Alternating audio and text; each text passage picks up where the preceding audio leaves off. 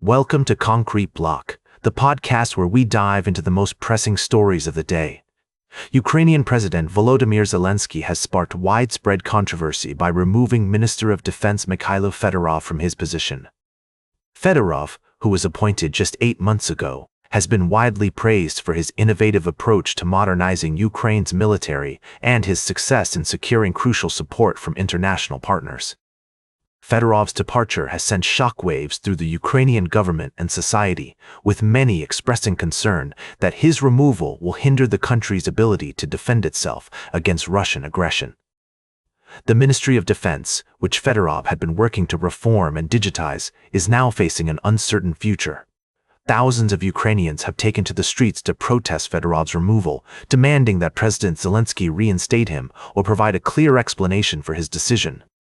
The protests have been largely peaceful, but they reflect a deep-seated frustration among many Ukrainians who feel that their government is not listening to their concerns. As we delve into this story, it's essential to consider the complexities of Ukrainian politics and the challenges facing the country.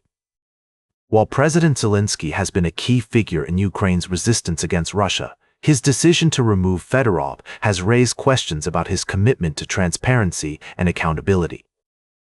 We'll be examining the implications of Fedorov's removal and the potential consequences for Ukraine's war effort.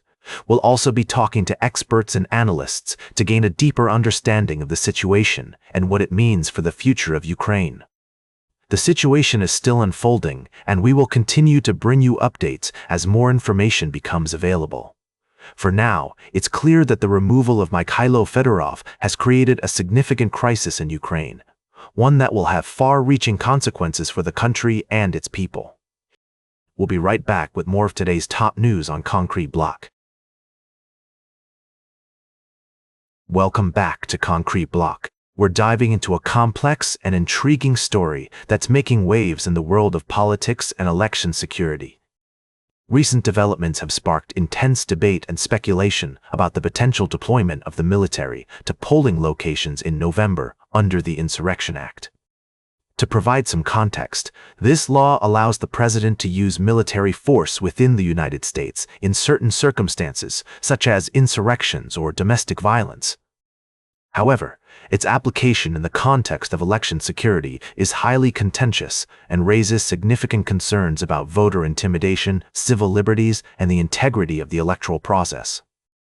Proponents of the Insurrection Act's deployment argue that it's necessary to ensure the security and legitimacy of the upcoming elections, citing allegations of widespread voter fraud and foreign interference.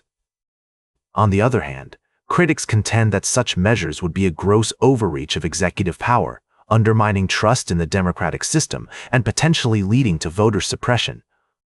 It's essential to note that the claims of widespread voter fraud and election tampering have been largely debunked by fact-checkers, election officials, and law enforcement agencies.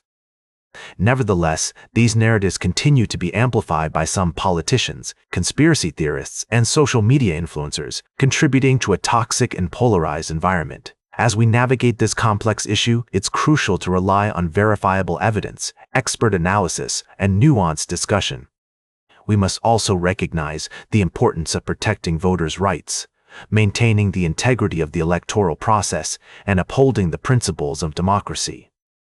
The situation is further complicated by the involvement of high-profile figures, including former government officials, politicians, and media personalities, who are using their platforms to shape public opinion and influence the narrative. While some have called for calm and restraint, others have indulged in inflammatory rhetoric, exacerbating tensions and fueling speculation about potential unrest. As we continue to monitor this story, it's essential to prioritize fact-based reporting, critical thinking, and respectful dialogue. We must be vigilant in our pursuit of truth and avoid perpetuating misinformation or amplifying harmful narratives. Welcome back to Concrete Block today. We've been discussing various topics from around the world, and now it's time for our final segment. As we wrap up, I'd like to shift our focus to a fascinating piece about Lui Seng Chun in Hong Kong. This grand Chinese-style Tong Lao building has a rich history, dating back to 1931 when it was completed at the behest of Lui Ling, co-founder of the Kowloon Motor Bus Company. The building's unique blend of Chinese and Western design elements, including neoclassical and Art Deco features, makes it a standout in Hong Kong's architectural landscape. Originally, the ground floor housed a traditional Chinese medicine bone-setting clinic, while the upper floors served as the Lui family's residence. After years of being derelict, Lui Seng Chun was revitalized and now operates as a Chinese medicine and healthcare center under the Hong Kong Baptist University. What's interesting is that this historic building has been featured in popular culture, notably as the Hong Kong sanctum in the 2016 film Doctor Strange. For those interested in visiting, the building is accessible by public transport, with guided tours available by appointment. The display area on the ground floor is also open to the public. As we conclude our discussion on Lui Seng Chun, it's clear that this building represents a significant part of Hong Kong's history and cultural heritage. Its story serves as a reminder of the importance of preserving our architectural past for future generations. That's all for today's Concrete Block. Remember to like, share, and subscribe, and until next time, stay informed.